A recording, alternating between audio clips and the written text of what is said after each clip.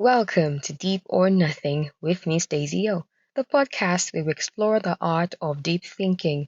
Join me as we dive into thought provoking conversations that challenge the surface and uncover the profound truths that shape our lives. Every single life you could possibly choose, the ambitious one, the safe one, the quiet one, the wild one, every single one of them is going to send you a bill. The only question life ever really asks you is not, what do you want? I mean, you can control that. The real question here is, what are you willing to pay for it? Hi, deep thinkers. How you doing? I hope that you're keeping your body, mind, and soul right. You know what they say, an apple a day keeps the doctor away. And they also say the first wealth is health. I'm sure they also say prevention is better than cure, and the healthy outside starts from the inside. So, I know I won't get a feedback, but I'm choosing to trust you. I think all I'm just saying is, I really hope that you're okay. Today's topic is the cost of living. And don't get me started on your expenses or the economy. I'm speaking more in lines of what it costs you to exist. When you realize the life you dreamed of and the life you're now living comes with an invoice attached, and most of us never read the important details until we're already 3 payments in. It's just like asking you right now if you read the terms and conditions of the last app you installed or the document you signed. Our existence also comes with a fine print. You've just not paid attention to it. I love being human, but it's a really complicated situation. And here's the thing about being human. We are dream first, cost later creatures. We fall in love with an outcome before we ever sat down and asked, what would this actually take from me? We see the career and we don't see the phone calls that keep getting postponed. We see the family and we don't see the ambition that gets quietly shelved. We see the freedom and we don't see the loneliness that can come with it. We see the stability and we don't see the restlessness that can come with that too. If you're in my personal space long enough, you'd get used to the phrase, something has to give. Every way of living is a trade, not punishment, a trade. You give something to get something. And I think a lot of our unhappiness doesn't come from making the wrong choice. I think it comes from not knowing we were making a choice at all. We thought we were just living. We didn't realize we were spending. There's a phrase we love to throw around, balance. Work-life balance. I'm sure you hear that a lot of times. Balance as parent and professional, for example. Balance as an individual and a partner.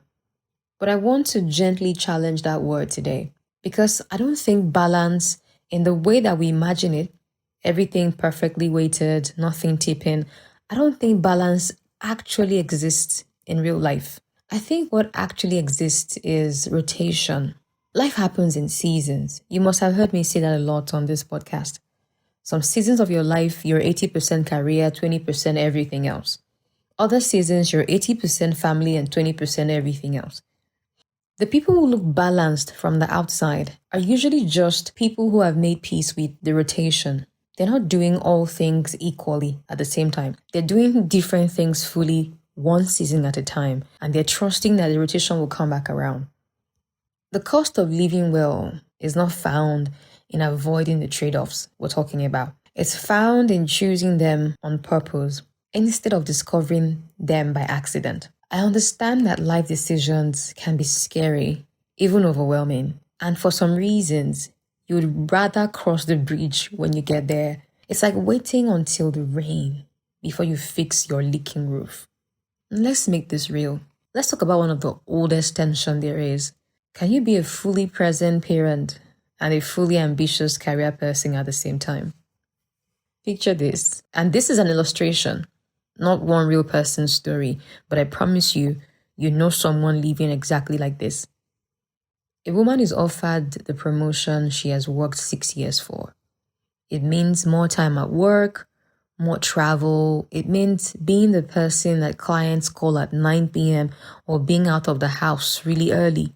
It means Being somewhere else during a lot of summer else's, the school runs, the night prayers before bed, the ordinary weekday conversations that actually raise a child more than the big moments do. What about the milestones?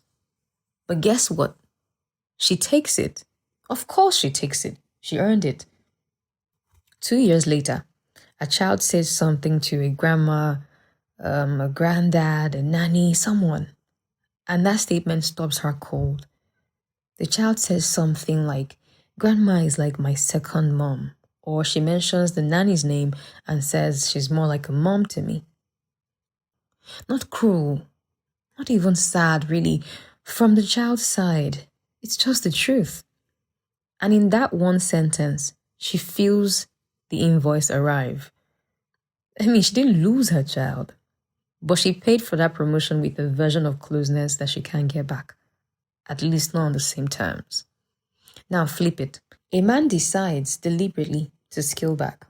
He turns down the traveling role, is present for every event, every milestone, every watch me moment the child has, right? He sings his child to bed or rocks his child to bed. His kids adore him, genuinely, easily, in that uncomplicated way that kids adore the parents who's there. But 10 years later, he watches a former colleague of his, someone he used to be neck and neck with. He watches that person being recognized for the very thing he once dreamed of building. Or maybe it's even quieter than that. Maybe it's a sigh when his wife mentions a neighbor's new car, mentions an achievement, or pauses before she even says school fees are due again. A comment that she just drops a little too casually about someone else's promotion. Nothing said outright, but the message lands anyways. We could be doing better. And something inside him just aches. Not regret about his kids, never that. But it's just a quiet grief for that successful or professional version of himself that he chose not to become. And here's the part I need you to really sit with. Neither of these people made the wrong choices. They both paid a real cost for a real gain. The tragedy here is in the trade-off. The tragedy is when you pretend the trade-off doesn't exist. When we tell ourselves, I can do it all, and then feel like a failure when the bill comes due. Because we genuinely believed there'd be no bill. You can be a present parent and an ambitious professional, just maybe not both at 100% in the same season, without cost. Something gives. See, the healthiest people I know aren't the ones who found a way around that law. They're the ones who stopped being surprised by that law. Now, I don't want you thinking this is only a parent's conversation or only a career versus family conversation. This cost shows up everywhere for everyone. Let me take you on a quick tour because I guarantee you one of these is going to sound uncomfortably familiar. Let's check out the entrepreneur. She left a steady job for an idea nobody asked her to chase. In fact, everyone advised her against it. Some months she pays everyone else before she pays herself. Some months she doesn't pay herself at all.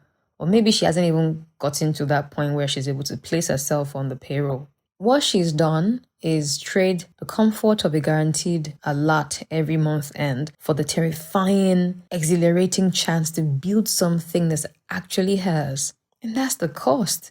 Not comfort, not security, but the quiet fear in her stomach every time it's the end of month. Or she needs to buy diesel or fuel or material she needs for her business. She'll still tell you it's worth it, but worth it and free are not the same word. How about the artist? He turned down a comfortable office job to make the music only he could make. Everyone can see he's more himself than he's ever been. He's bright, he's glowing, he's excited, he's always happy. Some months, though, it's studio time versus feeding. And aunties at every family function asking when he's finally getting a proper job. His friends are beginning to see him as unserious and just chasing the wind. Authenticity has a price tag. His is paid in stability and in swallowing that question every single time. What of the caregiver? She put her own life plan on hold to care for a parent whose mind is sleeping. Nobody throws out a party for this. There's no promotion, there's no trophy, there's nothing. There's no highlight reel. Just years handed over to someone else's timeline, given freely, and still somewhere in her, a version of her own life she quietly sat down to do that. Elsewhere, the one who chose to stay single, not because no one asked, because they wanted to actually know themselves before merging a life with someone else's. The cost is not loneliness, necessarily. It's the wedding season questions, the barrage of questions by family members, the pressure from the mother and the aunties and everyone who's asking her why she isn't married yet. The cost of choosing your own timeline in a world that keeps a very public calendar for you. Now, the one that jackpot got on a plane chasing the opportunity home couldn't offer, built a whole new life abroad, a good job, a nice apartment, maybe even the visa for the rest of the family down the line. They gained the future, but they paid for it in events attended only by video calls, lots of virtual calls, a send-off, a burial he or she watched through a phone screen because the ticket home was too expensive on such short notice, and a language that gets a little rustier in his mouth or her mouth every single year. Another relatable one is the introvert. She's brilliant at what she does, but she'd rather submit great work quietly than hail herself in every meeting or fight for a seat at happy hour with the bosses. So the louder ones, sometimes with half her ability, they get noticed first, they get remembered first, and get called first when the promotion list is drawn up. She's not less capable. Oh, she's just paying in visibility for what she's gained in peace of mind. One last one I'll share is the one who chose faith or community over ambition, said no to the promotion that would have meant Sunday mornings in a boardroom instead of being among the congregation. They chose a slower, more rooted life over a louder, faster one. They gained peace, paid for it in a net worth that would never match a classmate's LinkedIn. There you go. 7 completely different lives, 7 completely different costs, and every single one of them is valid because none of them are free. And here's what I want you to notice about all of these. The cost is never the sign you chose wrong. The cost is just the receipt. It's proof that the choice was real. Enjoying the podcast? Follow and turn on notifications for new episodes weekly. Welcome back to Deep or Nothing with Miss Daisy O. So here's the twist I really want to open your eyes to, because I think this is the part people miss the most. We've been talking about the cost of choosing something big, promotion, ambitious dream, that life. But there's an equally real, equally expensive cost to not choosing. You can choose to play it safe, but understand that playing it safe is not free. Staying in that comfortable lane, never risking anything, never reaching, never risking the sacrifice or the sleepless seasons, that costs something too. It costs you the what if that quietly follows some people for the rest of their lives. It costs you the version of yourself you never get to meet because you never paid what it would have taken to become them. So really, life was never offering us a cost option versus a no cost option. It was only ever offering us a choice between costs. Which would you go for? Paying ambition or paying restlessness? Paying time with your people or paying unmet potential? Paying comfort or paying curiosity? So there's no version of a life fully lived that comes free. And the question was never, how do I avoid the cost of living? The question is, which cost am I willing to carry with my eyes open and without resentment? And here's what nobody warns you about. It's not the cost of choosing that ruins people. It's the cost you never stop to look at. I mean, you know the one you've been paying quietly for years without ever calling it what it is. Let me show you what that looks like. A man works hard, sends money home every month, builds the family house, pays school fees for his nephews, nieces. He barely has time to call. He never once sits down to ask, what is this actually costing me? So the tiredness builds, the resentment builds, not towards the family he's even providing for. He'd never admit that. It's towards his boss, towards traffic, Nigeria generally self, towards everything except the real thing, a cost that he never named. A woman keeps saying yes. Yes to everything. Yes to hosting. Yes to auntie, please help me with this small thing. Yes to being the strong one, the reliable one, the one who never breaks down. She never once asks herself, what is always being fine costing me? So one ordinary Tuesday, she snaps at somebody who did absolutely nothing wrong. And everybody says, what's wrong with her? Nobody says maybe she's been paying a bill for years that nobody, including her, ever looked at. And this is what happens when you don't pay attention to the cost of living. You don't necessarily lose the thing you sacrificed for. You lose yourself quietly, small, while still holding on to that thing. You wake up one morning, successful, married, comfortable, whatever your version of made it was, and you feel like a stranger inside your own life. And that's not because you chose wrong. It's just because you never opened the envelope. You kept paying. You just never read what for. And see, right, here's the part that hurts the most. When you don't name a cost, you don't learn from it. You just keep paying the exact same bill.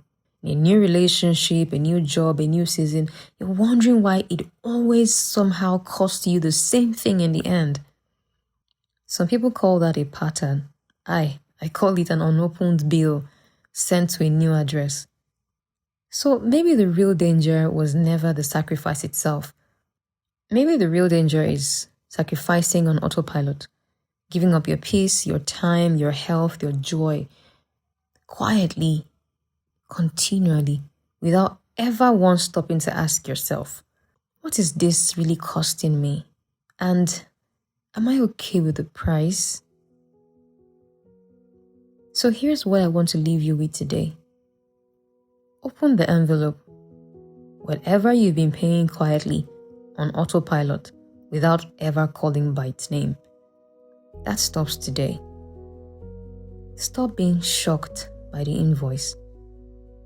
Every dream you're chasing right now, the relationship, the business, that buddy, the family, the freedom, it's already quietly charging you something. So go find out what.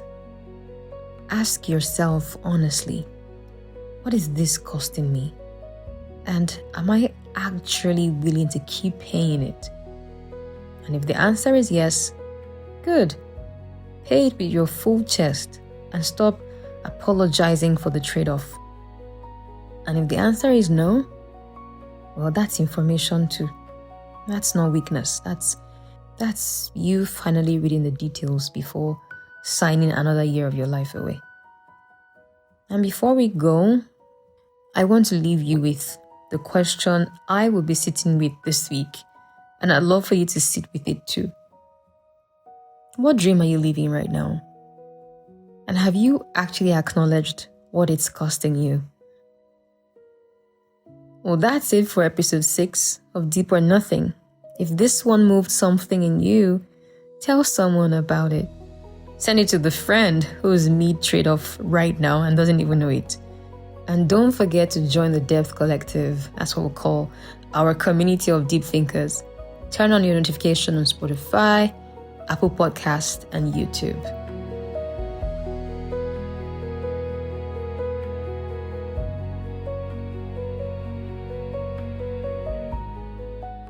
Let's go deep, or not at all.